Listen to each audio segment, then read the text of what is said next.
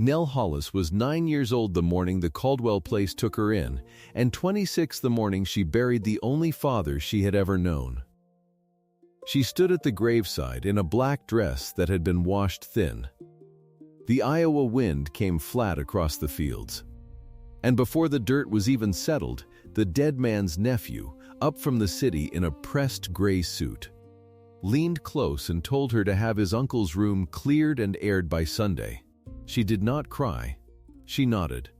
Then she went and poured the pastor his coffee. 3 days later, at the church supper, in front of 40 neighbors who had known her since she was a girl, Prentice Cauldwell raised his cup. He thanked the hired girl who kept house. And then he said it plain, so the whole room could hear. "You're just the hired girl, Nell. You'll get your last wages in the Tuesday train. 2 blows in the span of a week." But what Prentice Cauldwell did not know was that 4 dry summers back, old Emmett had driven her into town, to the county courthouse, and signed something into the book that no funeral could ever undo. If you have ever been treated as invisible by the very family you gave your whole life to, this story is for you. Before we go on, do one thing for me.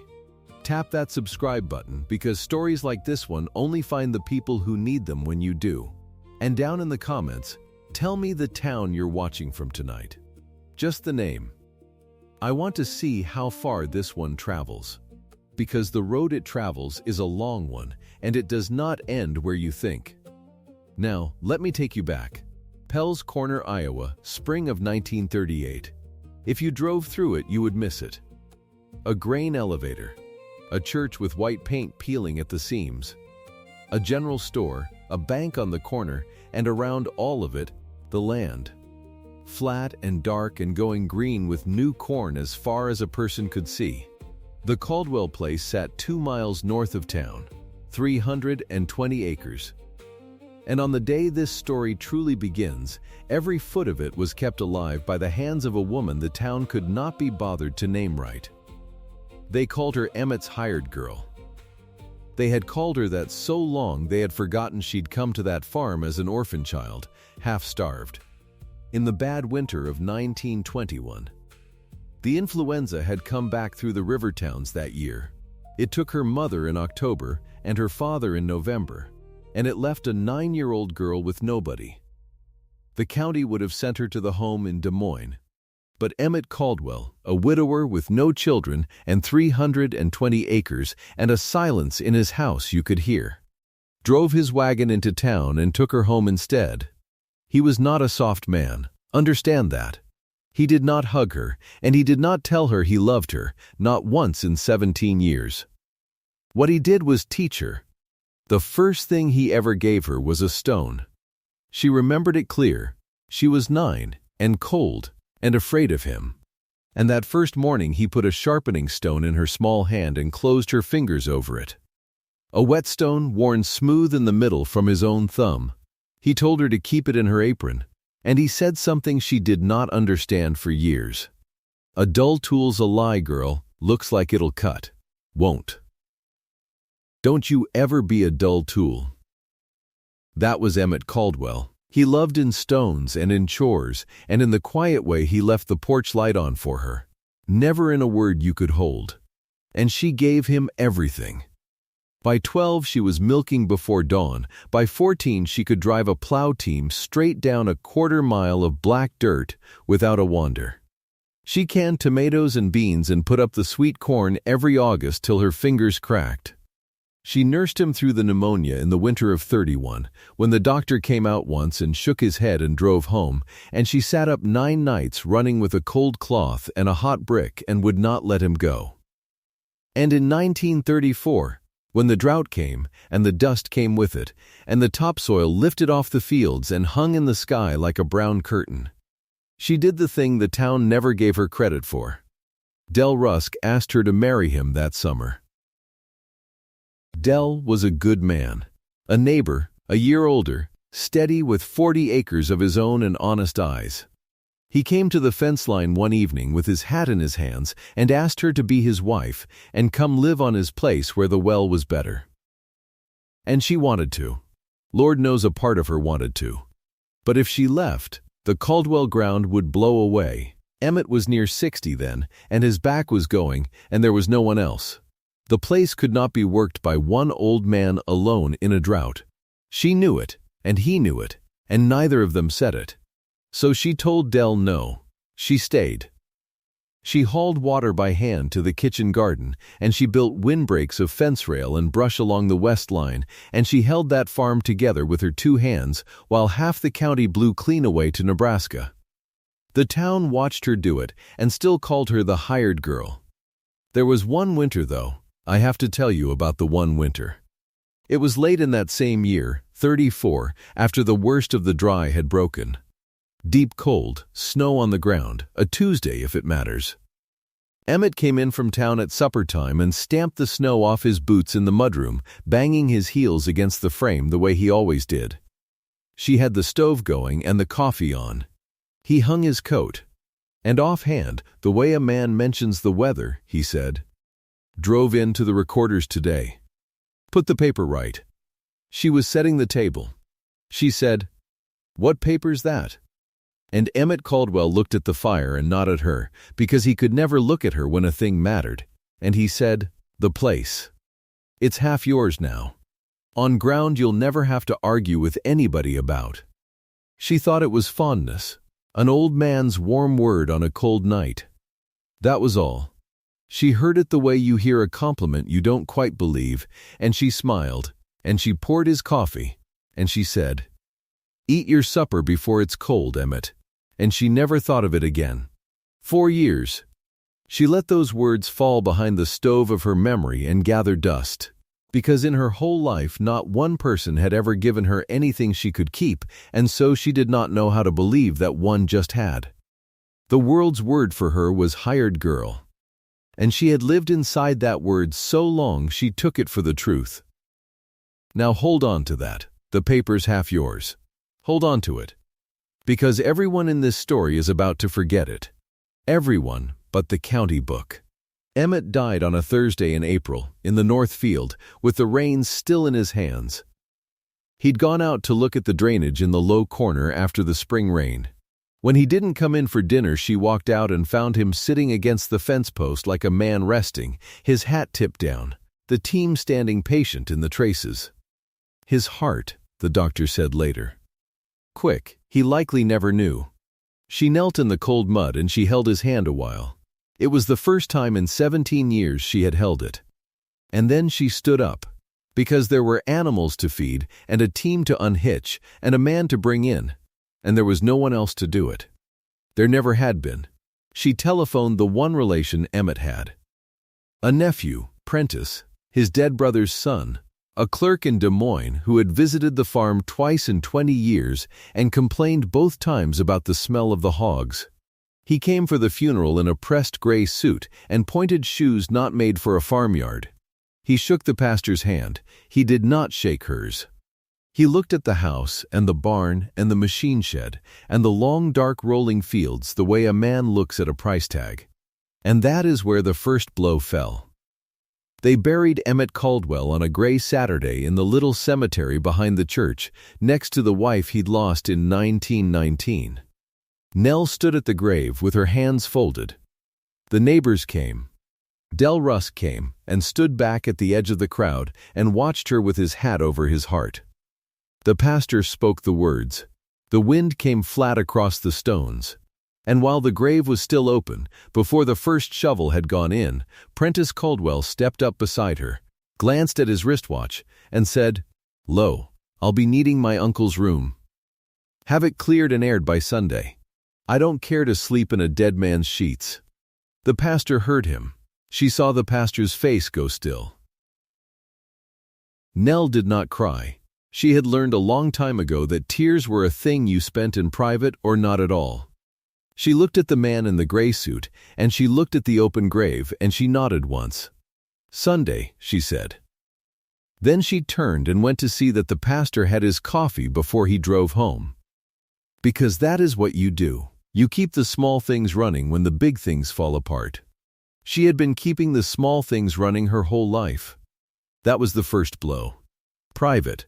One man heard it. The second came inside the week, and this one Del Rusk saw. Prentice took to walking the house with a pencil and a tablet, making an inventory. He opened drawers. He turned over cups to read the marks on the bottom. Nell understood slowly, adding the place up. Item by item. She was in the front room when he found Emmett's watch. A plain silver pocket watch, the one the old man had carried since before she was born, worn bright on the case from 60 years of a thumb. Prentice held it up to the window, popped the back, grunted, and slid it into his own vest pocket. Nell said nothing. It was his uncle's watch. Blood was blood. She told herself that. But then he came to the shelf by the front window where the family Bible sat. It was a heavy old book with a cracked leather cover, and inside the front, in Emmett's slow, careful hand, were the names. His wife. His parents. And below them, in a line he had added himself one Sunday years back, without a word of explanation. 3 words, Nell Hollis, ours. She had seen it once and never spoken of it. It was the closest that silent man had ever come to saying what she was to him.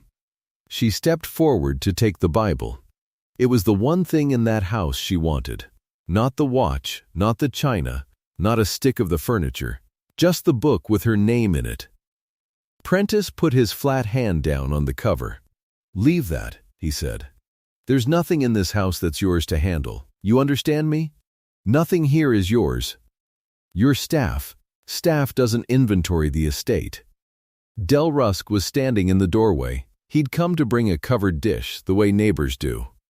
He saw the whole thing. Nell watched his jaw tighten.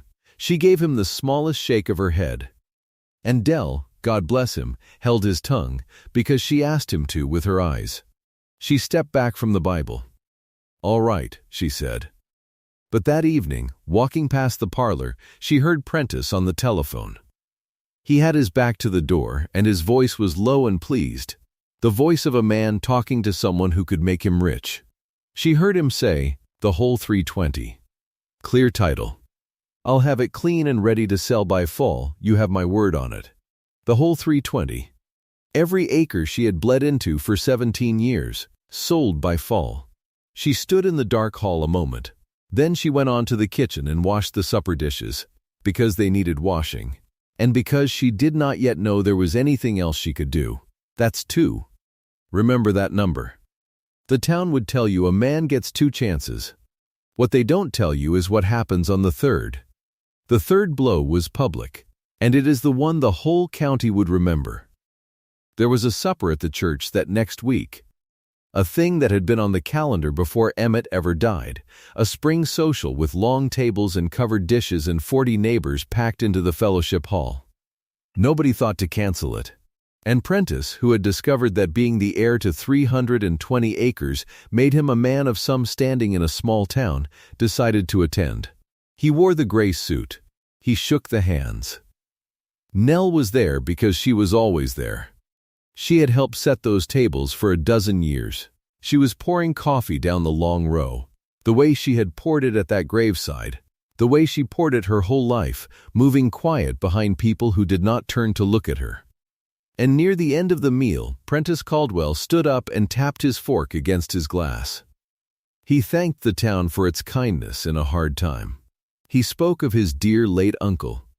And then he lifted a hand toward the woman with the coffee pot and said, in the warm voice of a man being gracious in public, "And I want to thank the hired girl who kept house for my uncle all these years. We do appreciate it." A few people murmured. Nell stood with the pot in her hand and felt 40 pairs of eyes slide toward her and then away, embarrassed, the way people look at furniture. She could have borne that. She had borne worse. But Prentice was not finished. He was enjoying himself now. He turned to her, and he smiled his city smile, and he said it. In front of the whole room. In front of every soul who had watched her grow up. "You're just the hired girl, Nell. That's all you ever were. You'll get your last wages, fair and square, and the Tuesday train. No hard feelings. A girl in your position ought to be grateful for a clean start somewhere new." The room went quiet. The kind of quiet that has a sound to it. Del Rusk half rose from his chair down the table. An old woman near the door drew a sharp breath. The pastor looked at his plate. Nobody spoke. Because what was there to say? The man was the heir. He had the blood and the paper and the pressed suit. And Nell Hollis had a coffee pot and an apron and a name the town had never once said with any weight behind it. She stood there a moment. Just a moment. And then Nell Hollis set the coffee pot down on the table, careful, so it would not spill on the cloth. She untied her apron, she folded it once, over the back of a chair. And without a word, without a tear, without so much as a look at the man in the gray suit, she walked the length of that hall and out the door into the cold spring yard, and she let the door swing shut behind her. She stood out there under the stars a long time. The church windows glowed yellow behind her. She could hear the talk start up again inside, low and uneasy. She did not cry. But something in her had gone very still and very clear. It was the same stillness she'd felt kneeling in the mud with Emmett's cold hand in hers.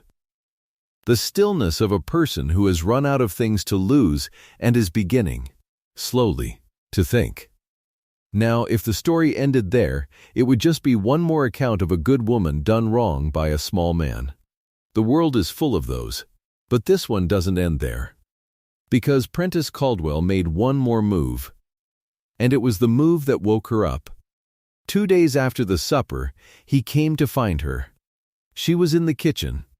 He had a folded paper in one hand and an envelope in the other, and he set them both on the table between them like a man laying down cards. "Let's make this easy," he said, "for both of us." He unfolded the paper. It was a legal form, typed, with a line at the bottom for a signature. He turned it to face her. "This is a quitclaim," he said, in the patient tone you'd use with a child. "All it means is you sign away any claim you might imagine you have. Any silly notion about back wages, about the place, about anything. You sign it, it's clean, and everybody walks away friendly." Then he tapped the envelope. "There's $200 cash in there." That's generous. More than generous, for what amounts to a housekeeper's severance. And there's a train ticket. One way, Tuesday morning, wherever you like as far as the fare will carry you. Chicago, if you want the city. Fresh start. He smiled. You sign, you take the money, you're gone by Tuesday. No fuss, no hard feelings. What do you say? $200. A one-way ticket. In exchange for 17 years and every acre of the only home she'd ever known. And here is the part Prentice didn't say out loud, but that Nell pieced together over the following days, from the talk in town and the letters that came to the house addressed to the estate. There was a clock running. She learned that the Farmers and Merchants Trust of Pell's Corner held a note against the farm. $1,180 plus back taxes. And it was coming due inside the month. 30 days. And she learned who Prentice had been talking to on that parlor telephone. A land company. Continental Land and Cattle, a big outfit that bought up failing farms cheap and ran cattle on them. They had offered him $4,800 for the whole 320 acres. Clear title by fall. Do the arithmetic, the way Nell did, sitting at that kitchen table. Prentice needed to sell the whole farm, all of it, to Continental. He needed it clean and clear, no complications, before that $1,180 note fell due and the bank could get its hands on the place. He needed her gone, and he needed her signature on that quitclaim, so there was not one loose thread anywhere to slow the sale. That was why the $200. That was why the ticket. Not kindness. Speed. Nell looked at the paper. She looked at the envelope. And she said, "I'll want to think on it." Prentice's smile tightened. "There's nothing to think on. You've got no claim. This is me being decent. Don't be a foolish woman about it." But he left the papers on the table. He had to. He couldn't very well throw her out before Tuesday. Folks were already whispering after the supper, and he needed to look decent. So he left the quitclaim and the money and the ticket sitting there in the kitchen, and he went off to town to press the bank and the land company. And that left Nell Hollis alone in the house, with 30 days on a clock she'd only just learned about, and a folded paper on the table asking her to sign away her life for $200. She did not sleep that night. Toward morning she gave up trying, and she pulled on her coat and her boots, and she went out to the barn. Because the barn was where she went when her mind would not lie down. She lit the lantern. And out of pure old habit, the way her hands had done 10,000 times, she took down the scythe from its pegs on the wall, and she took the whetstone out of her apron pocket, the same worn stone Emmett had pressed into her 9-year-old hand, and she began to sharpen the blade. It is a slow sound, a whetstone on steel. A long, even hiss, back and forth. It is the sound of a person thinking without knowing they are thinking. And as she drew that stone down the curve of the blade in the lantern light, something rose up out of the dark of her memory. A cold winter night. Snow banging off a pair of boots. An old man looking at the fire, and not at her. Drove in to the recorder's today. Put the paper right. The place is half yours now. On ground you'll never have to argue with anybody about. Her hand stopped on the blade. She had heard it as fondness. 4 years ago she had heard it as a warm word and poured his coffee and forgotten it. But she was not a 9-year-old orphan tonight. And she was not a frightened girl who could not believe the world would let her keep a thing. She was a grown woman with a quitclaim on her kitchen table, and she heard those words again, and this time she heard what they actually were. Put the paper right. The recorder's office. Half yours. On ground you'll never have to argue about. Emmett Cauldwell had never in his life said a soft thing when a plain thing would do. He didn't say I love you. He gave her a stone. He didn't write a letter. He drove into town and put a thing into the county book where it could not be taken back. That was how the man loved. In paper. In record. In a thing that would still be true after he was cold in the ground. She set the scythe down. She stood in the barn with the lantern hissing and her heart going hard, and she said out loud, to nobody, to the old man, "You put it right. Didn't you? You went and put it right and you never told me plain, you stubborn old fool. Because you never told me anything plain." She did not sign the quitclaim that morning. She did not take the $200.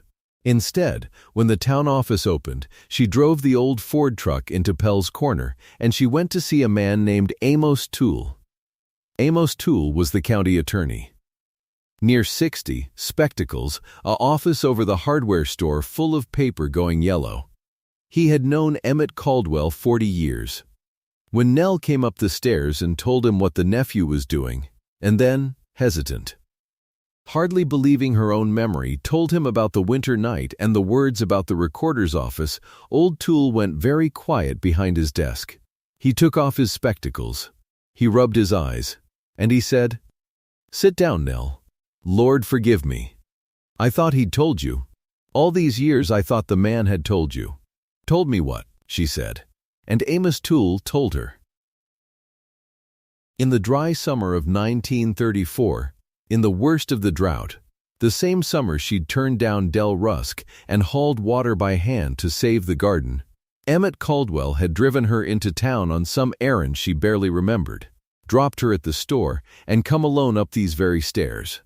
He had sat down across this desk and said, "Amos, I want to fix something so it can't come undone. That girl kept this place alive.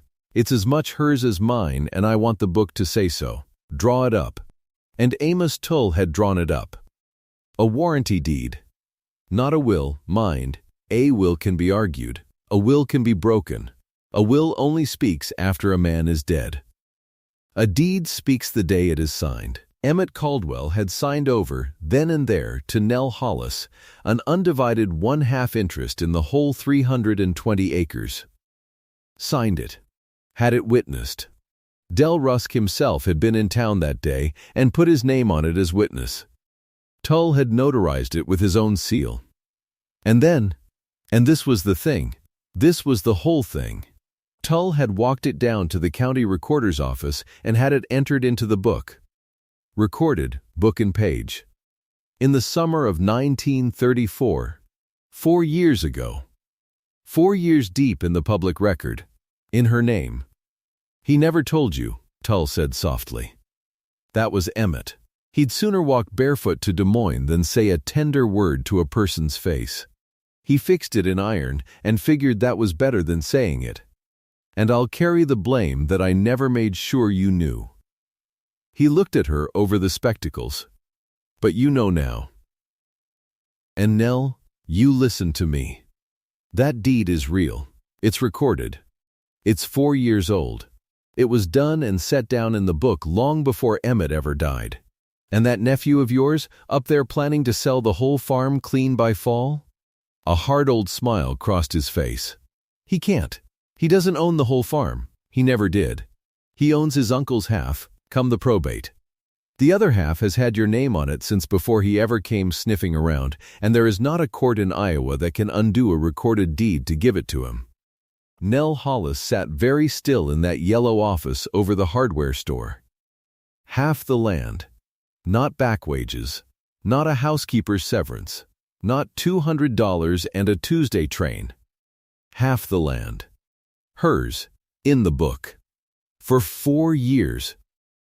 And the man in the gray suit, so certain of his blood and his paper, so certain there was no title but his, had never once thought to walk down to the county recorder and simply read. Does he know? She asked.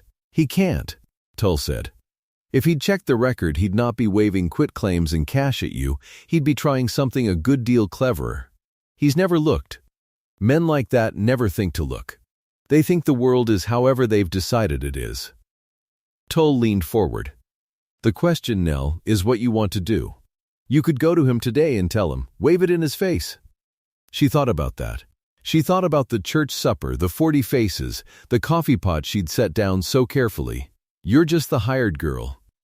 That's all you ever were. No, she said slowly. No, if I tell him now, he'll get some slick city lawyer and drag it out and muddy it up. And he'll have 30 days, and I'll have to fight it alone in the dark. I don't want it in the dark, Mr. Toole, she looked up. There's a probate hearing coming, isn't there? For the estate. In the open. Before a judge. There is. Then that's where it's said. In the open. Before the same people who heard him call me what he called me. Her hands were folded quiet in her lap. But there was steel in her voice now, the old man's steel. Draw me whatever I need to be ready. And Mr. Tull, get me a certified copy of that deed. Book and page. With the seal. I want the paper in my own hand. Amos Tull looked at Emmett Cauldwell's hired girl a long moment. Then he put his spectacles back on. And he reached for a clean sheet and he said, Yes, ma'am. She drove home that afternoon with the whole world tilted under her. She walked into the kitchen. The quitclaim was still on the table where Prentice had left it. The envelope with the $200. The one-way ticket for Tuesday morning. She stood over them a while. Then she picked up the quitclaim, and she found a pencil, and on a plain scrap of paper she wrote 2 words and nothing more. She folded the unsigned quitclaim inside her 2 words, and she put it in an envelope, and she addressed it to Prentice Cauldwell, care of the estate. 2 words. That was all the answer he was going to get. Respectfully, no, she did not know yet. Sealing that envelope at her kitchen table, that the fight ahead would come down to a single certified page, read aloud in a county courtroom before the same 40 neighbors, with a note falling due, and a land company waiting, and a man in a gray suit who had never once in his life thought to check the book. She did not know how close it would come. She only knew that she was not signing, she was not taking the ticket. And she was not, whatever the town had called her for 17 years, going to walk quiet to the Tuesday train and leave Emmett Cauldwell's ground to a man who'd sell it by fall. She set the envelope by the door to mail in the morning. And out past the window, in the last light, the north field lay dark and waiting. Half of it hers now in a book downtown, though not one living soul but Amos Tull and a widow with a whetstone in her apron yet knew it. The clock was running, 30 days, and she had just refused the only easy way out. The letter went out on the morning train, the same train she was meant to be on. She did not watch it go. She had corn to get in. That was the thing about a farm. It did not care what a courtroom might someday decide. It did not care about a note at the bank or a man in a gray suit or a widow with a secret folded in her apron. The ground wanted seed. The season was turning. And Nell Hollis had put corn in that north field every spring for 17 years, right alongside the man who was under it now. So she planted.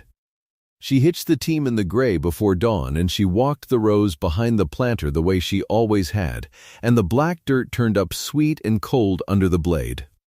She said nothing to anyone. That was the plan she and Amos Tull had settled on, quiet, across his desk.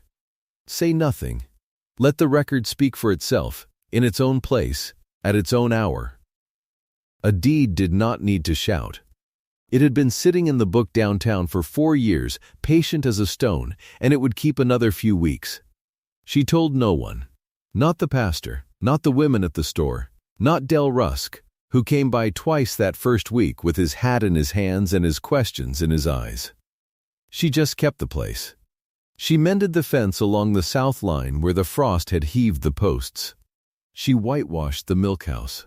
And every few days, out of habit older than her grief, she took the whetstone from her apron pocket, and she sat on the barn step, and she sharpened whatever needed it. The hoe, the sickle, the old scythe off the pegs. The stone was worn to a soft hollow in the middle from all the years of her hand and Emmett's before her. A dull tool's a lie, girl, she could still hear him say it. She drew the blade along the stone slow and even, the way he'd taught her when she was 9, and could barely lift the thing, and the steel came up bright. She was sharpening the sickle on a warm afternoon when the automobile came up the lane. It was a good automobile, city clean. And a man got out of it in a straw hat and pale summer shoes that had never once been near a barn lot. He stood a minute looking at the fields with his hands on his hips, the way a man looks at a thing he means to buy. Then he saw her on the step, and he came over, picking his way around the puddles. "Afternoon," he said. "Looking for the Cauldwell place." "You found it," Nell said. She kept sharpening. "Fine ground." He turned and swept his arm out at the north field, green now with the first blades coming. "Real fine. 320 acres, all of a piece. That's rare, you know. Most places out here are cut up 6 ways." He looked at her then, friendly enough, the way you'd look at a fence post. "You keep house here?" "I keep the place," she said. He nodded, not really hearing it. "Continental Land and Cattle," he said, like the name ought to mean something. "We're closing on it this fall. Whole section." "Near enough. Good clean title, that's the beauty of it." He frowned a little, a thought crossing him. "Say, there's not going to be any trouble on the title, is there? No back claims, nothing in the book I ought to run down before we sign? I could drive to the county seat and pull it myself, save us all a rusk." The shout came from up by the house. Prentice Cauldwell stood on the porch in his shirt sleeves, and he came down the steps fast, waving the buyer's man toward him. "Mr. Vane, there's no need for any of that." Prentice reached them and put himself between the man and Nell like she wasn't there. "I've told your office. The title's mine, sole and clear. My uncle died without a will and without a child, and I'm the only blood he had left in the world. There's no title but mine on that ground, and there never was. You go running down to the recorder, and all you'll waste is your afternoon." He laughed, easy, a salesman's laugh. "Come up to the house. I've got the numbers laid out."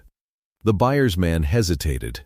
His eyes went once more, half a thought, toward the courthouse road. Then he shrugged.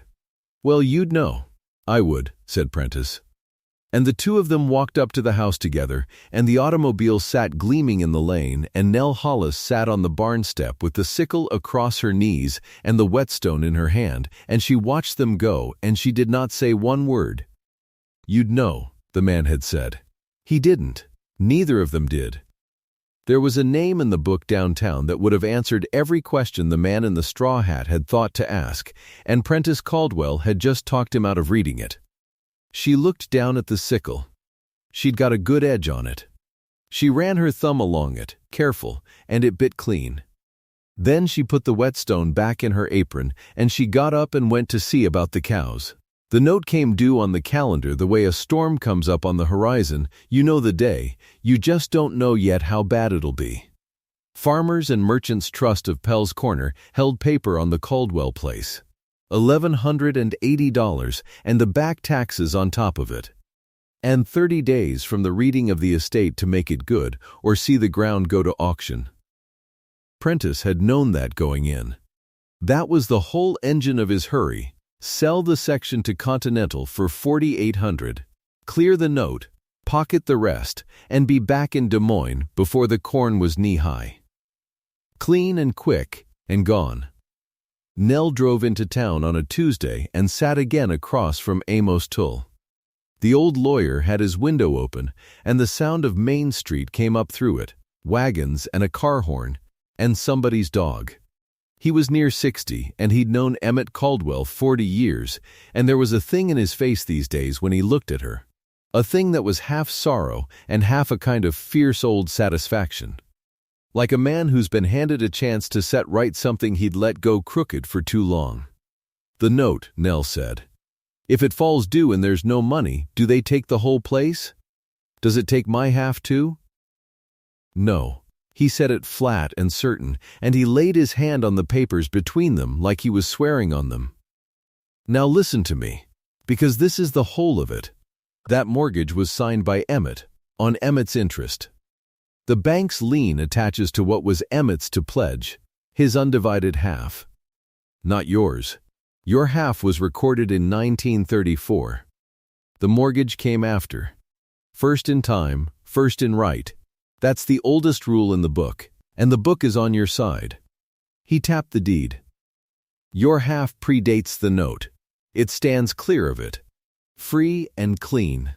The bank cannot touch one furrow of it. Nell sat with that. Then the note only bites his half, she said slowly. Only his half. And his half alone can't be sold whole and clean to any land company on earth. Because there is no whole. There hasn't been since 34. He just doesn't know it yet. Tull took his spectacles off and rubbed the bridge of his nose. Miss Hollis, I'll be honest with you, because I owe you honesty and a good deal more. When Emmett brought you to this office 4 summers back, I drew that deed and I recorded it and I watched him sign it, and I said to myself, that's a good man doing a right thing. And I never once thought to make sure he told you. I assumed he had. A man doesn't give a girl half his life's ground and forget to mention it. He shook his head. But that was Emmett all over. He'd cut a cord of wood for a sick neighbor and never say a word. He put it in the book because to him the book was the truth, and the truth was said. He just never got around to saying it out loud. He put his spectacles back on. That's my fault to carry, part of it. I should have made sure. I'm making sure now. Outside, downstairs, a bell rang over the recorder's door. Neither of them knew it then. But that same afternoon, 2 doors down, a clerk in the county recorder's office would be pulling the Cauldwell book for a man from the bank, an officer sent over to double-check the estate before the note fell due. And the clerk, flipping the heavy pages, would say, almost idle, Cauldwell. Cauldwell, say. There's 2 names on this one. There's the old man and there's a Hollis second grantee. Undivided half. And the bank officer, a careful man with a great deal on his desk that week, would look at it a moment, and frown, and think, that's odd. And then think, probably some old family arrangement, long since bought out. And he would write nothing down. And he would close the book. And he would carry the small strange fact back to his office and set it in a drawer of his mind and forget it under the weight of the 30-day clock and the auction and the land company's telephone calls. He filed it away. He did not follow it. It would keep. It would wait for the room where it was meant to be read. The notice went up in the county paper that Friday. Public auction, the entire Cauldwell farm, 320 acres, all improvements, to settle the estate of Emmett Cauldwell, deceased, sale contingent upon confirmation of clear title at probate. Continental Land and Cattle Company, purchaser of record pending. And a date, and the courthouse, and the county seat. All of it in black ink for anyone to read who could read. Del Rusk read it. He drove over that same evening with the paper folded in his fist. He found her in the garden, hoeing beans in the long light. Del farmed 40 acres of his own to the west, and he'd known Nell since they were both young, and he'd asked her once, in the dry summer of 31, to marry him and come be mistress of his 40 instead of hired girl on Emmett's 320. She'd said no. She'd stayed. He'd never quite got over it, and he'd never quite held it against her either, and now he stood at the edge of the bean rows with his hat off and his face working. "Nell, they've printed it. They're selling the whole place out from under you. In the paper, for God's sake." He shook it at her. "You've got to say something.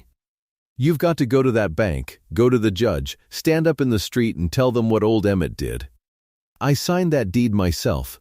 I stood right there in Toll's office and put my name to it as witness. I'll swear to it anywhere, any day."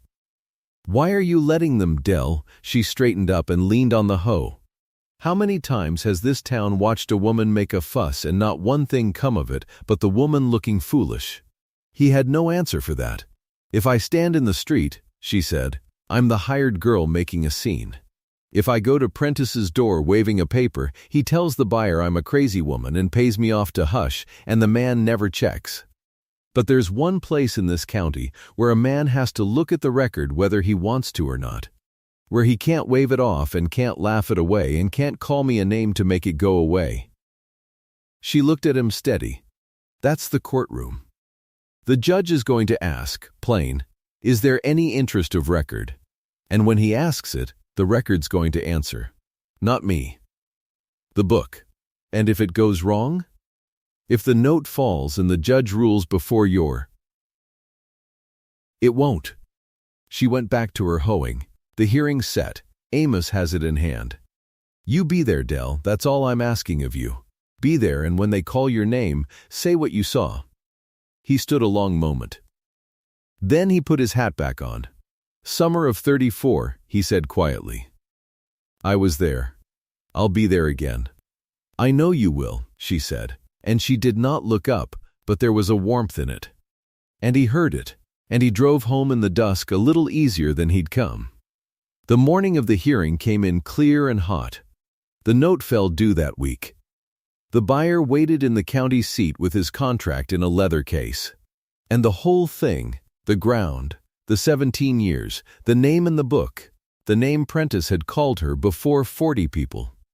All of it came down to a courtroom on the second floor of the Pell's Corner Courthouse, with the windows open and the flies drifting in, and the same neighbors filing up the stairs who had sat at the church supper and heard the heir say his piece.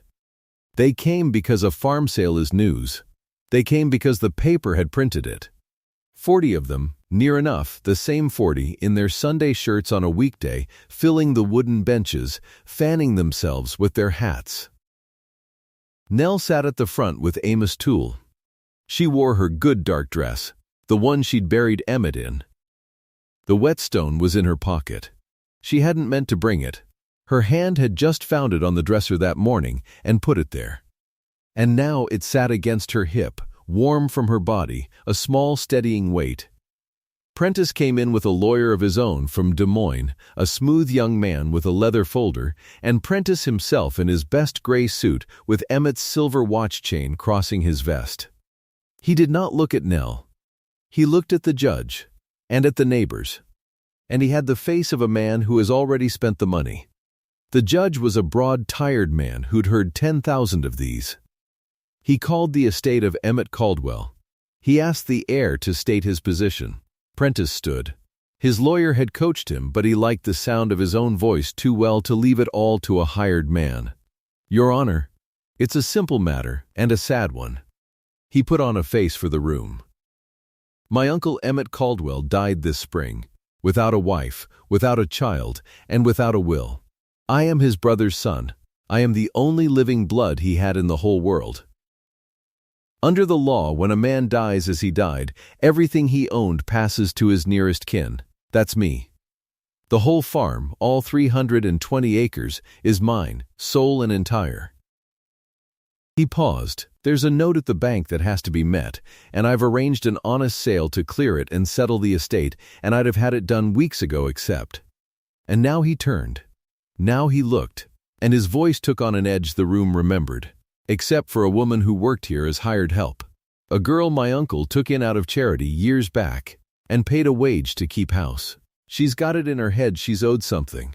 She's refused a fair settlement, $200 and her fare. More than generous. She's still living in the house that isn't hers.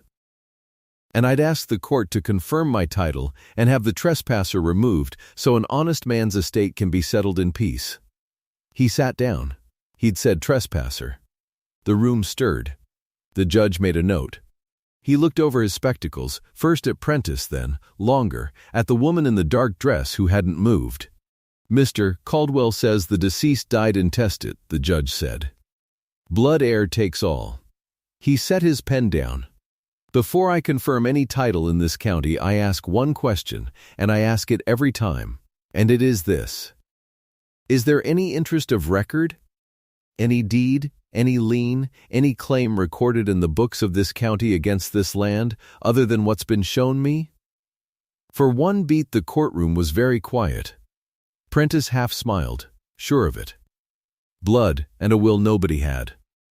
And a bank ready to take the rest.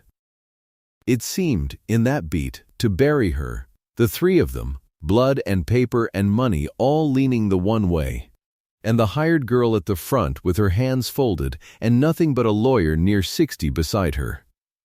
None, Your Honor, Prentice's lawyer said, rising smooth. We've examined the estate. There's no, Your Honor. Amos Toole stood up. He stood up slow, the way an old man stands, one hand on the table, and he had a folded paper in his other hand, and he was already reaching into his coat for a second one. Amos Toole, member of this bar these 30-odd years. I represent Miss Nell Hollis. He let that sit. And in answer to the court's question, yes, there is an interest of record. There has been for 4 years. Prentice's smile stayed on his face a second too long, the way a smile does when the man behind it hasn't caught up yet. Your Honor, I'd offer into evidence a certified copy, Toole said. And he stepped forward and laid it on the bench, certified this month by the clerk of this very county from the recorder's own book, of a warranty deed. Made and executed by Emmett Cauldwell, dated and recorded in the dry summer of 1934. 4 years before the man's death, he set his finger on it. By that deed, Emmett Cauldwell granted, sold, and conveyed to Nell Hollis an undivided 1/2 interest in the whole of that 320 acres. Recorded. In the book. Right where the law says to look. Right where nobody looked. The room came up like a wind through a field. The judge lifted the certified copy and read it. He read it slow, top to bottom, and the longer he read the stiller his face got. It's recorded, he said. Book and page, Your Honor. The clerk's certificate is attached. You may send your own man across the square to pull the original this minute if you like. It's been sitting in that book since 34. It predates the death by 4 years. It predates the bank's note. It predates every claim in this room. Who witnessed it? And this was the part they'd planned, and Amos Toole didn't have to say a word. Back among the benches, a chair scraped. Del Rusk stood up. He had his hat in his 2 hands, and he stood the way a farmer stands in church. Awkward and certain both. I did, Your Honor. His voice cracked, and he steadied it. Del Rusk. I farm 40 acres west of the Cauldwell line. I signed that deed as a witness. Summer of 34, in Mr. Toole's office, right down the street. Emmett Cauldwell put his name to it in front of me, and he was clear in his mind and glad in his heart, and he said, Del stopped, and swallowed. And said it anyway. He said, now the place is half hers on ground she'll never have to argue. I heard him say it. I signed under it. Emmett meant it. There's no man alive can tell me he didn't. He sat down. His hands were shaking. He didn't care. The judge turned to the clerk. Read the recording. Book and page. Out loud so the room has it. And the clerk stood, and in the flat official voice they use for such things, read out the book and the page and the date of recording, and the names, grantor, Emmett Cauldwell, grantee, Nell Hollis, and the words undivided 1/2 interest. And it went out over the 40 neighbors plain as a bell, the same 40 who had heard just the hired girl at the church supper and had said nothing. And now they heard the other thing, the true thing. The thing that had been true 4 years before any of them ever thought to feel sorry for her or scorn her either. Prentice was on his feet. That's... Your Honor, that can't. My uncle never said one word to me about any. His own lawyer took hold of his sleeve. The smooth young man had gone pale himself, and he leaned in and said something low and fast into Prentice's ear, and whatever contempt Prentice had walked in with drained right out of his face while the man said it. Because the young lawyer was telling him the one thing a lawyer had to tell him, the thing the whole room already understood. A deed recorded 4 years before the death could not be undone. Not by blood. Not by a will, if there'd been one. Not by a sale, not by a note, not by all the wanting in the world. It was in the book. It had been in the book the whole time. Emmett Cauldwell had put it there himself, and Emmett Cauldwell was the only man who could have unmade it, and Emmett Cauldwell was 3 months in the ground of the North Field. Nell Hollis did not stand up. She did not smile. She sat with her hands folded in her lap and the whetstone warm against her hip, and she watched the color go out of Prentice Cauldwell's face, and she said not one single word. She didn't need to. The book had said it for her. The judge set the certified copy down.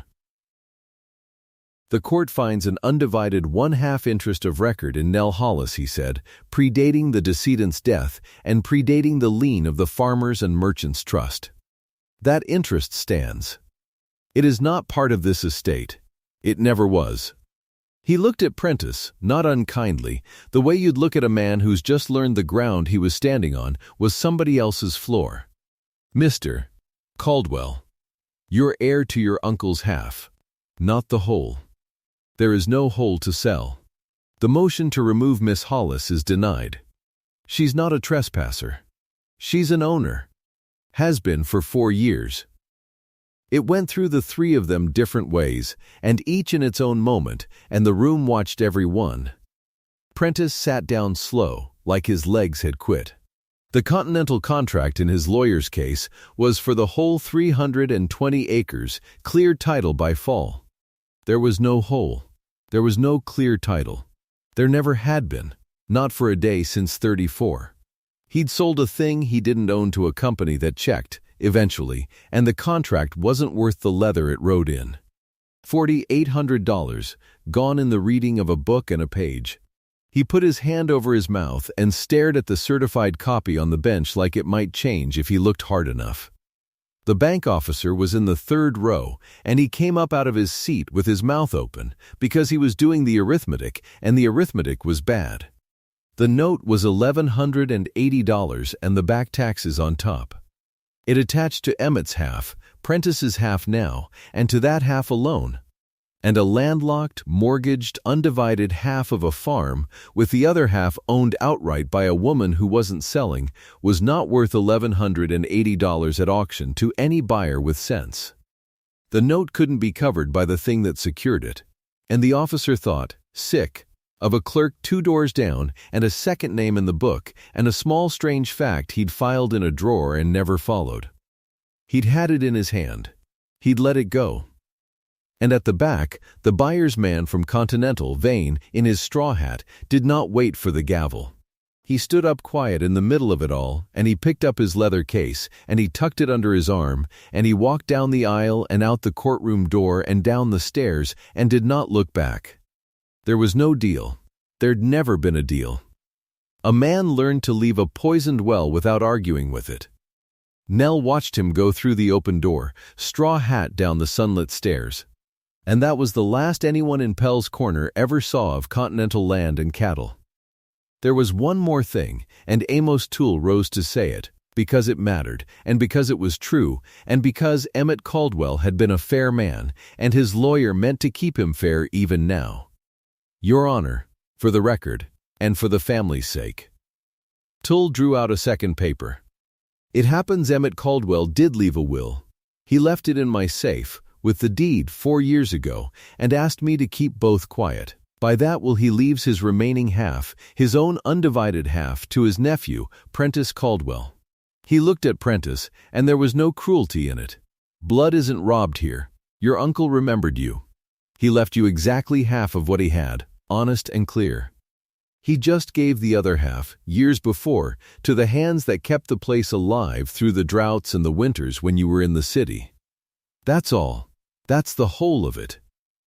So blood got its due, and its due was the mortgaged half, the taxed half, the half that couldn't be sold whole or farmed by a man who'd never held a plow. Tied forever to a woman who owned the rest and had no reason on earth to make it easy for him. The gavel came down.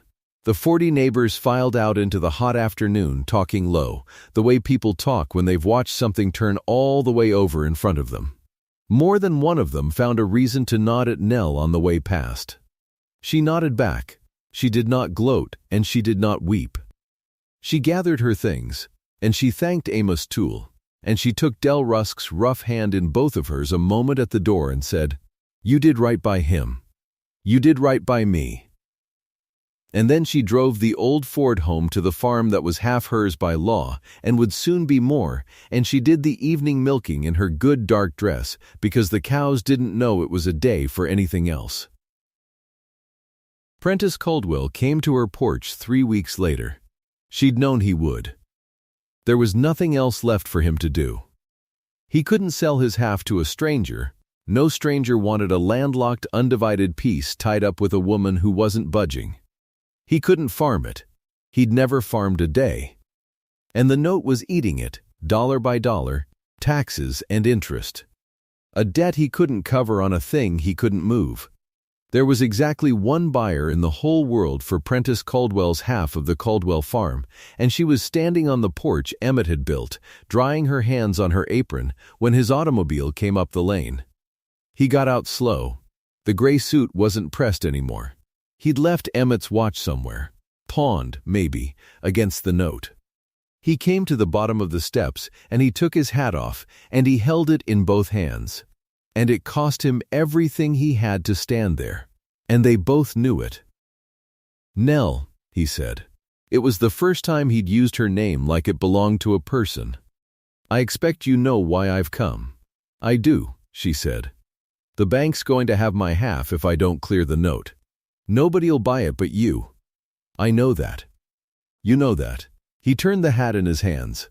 "I'm asking you to buy it. I'm asking you," and here the words came hard, and she let them come, and she didn't help him. "I'm asking fair." She looked at him a while.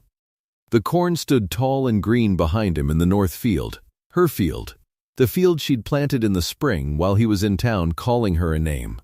"I'll give you a fair price," she said. "Your half, less what the note takes out of it, less the back taxes. What's left is yours, and it's honest, and it's more than you'd get anywhere on this earth, which is nothing." She let that sit. "You'll not haggle it. You'll take it or you'll let the bank have it for less than nothing. Those are the 2 doors, Mr. Cauldwell." He swallowed. "You could ruin me. Give me $1 and let the note do the rest. I could." She came down 1 step. "I won't. Emmett wouldn't have, and I keep his ways even where he kept them quiet."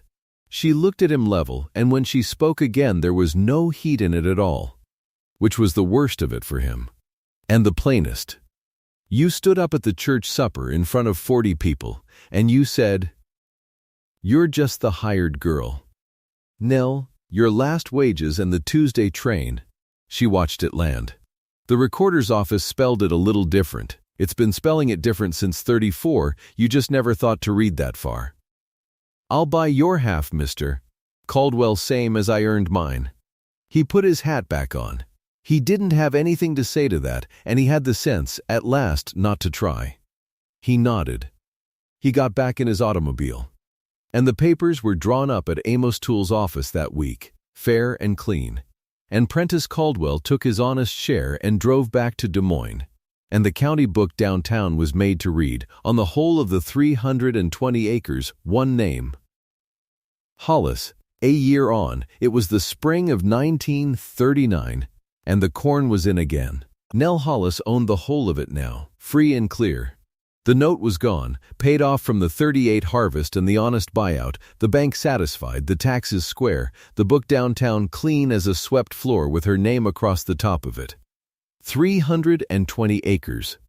Hers, not by charity and not by wages and not by anybody's leave, but by a deed a quiet man had recorded in a dry summer, because to him the book was the truth, and by 17 years of her own two hands that had made the truth worth recording. She kept his ways. She planted the corn he'd planted, in the rows he'd laid out. She sharpened her tools on the worn old stone. It sat on the windowsill over the kitchen sink now, the whetstone, where the morning light came through and caught it, gray and humble and worn soft in the middle from 2 lifetimes of hands. A dull tool's a lie, girl. She'd have that in her ears till she died, and she was glad of it. She took her coffee out on the porch Emmett had built, most mornings, and watched the light come up over the north field where he was buried and the corn was standing. And it was a good quiet, the kind you earn.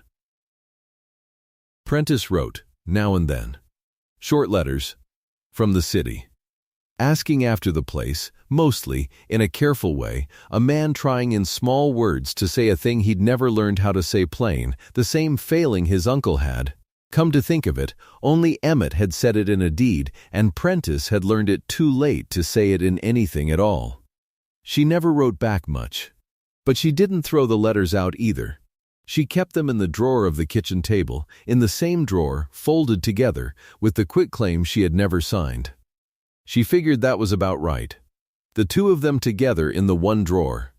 The paper he'd handed her to make her nothing, and the letters he wrote once she turned out to be something. She'd take them out once in a great while and look at them and put them back. A dull tool's a lie. She believed that all the way down. And she'd learned the other half of it too, the half Emmett never got around to saying out loud, so is a title that forgets whose hands kept the ground alive. The book had remembered. In the end, the book remembered everything. And the book had been right there the whole time, downtown, patient as a stone, waiting for somebody to read that far. She poured the last of her coffee onto the geraniums and went in to start the day. There was always work. The ground didn't care that she'd won. It only wanted seed and a sharp blade and hands that knew it. And it had those. It had those for good now. Wherever you're watching from tonight, comment your town, your city, the place your own people came from. I'd like to know how far this one has traveled.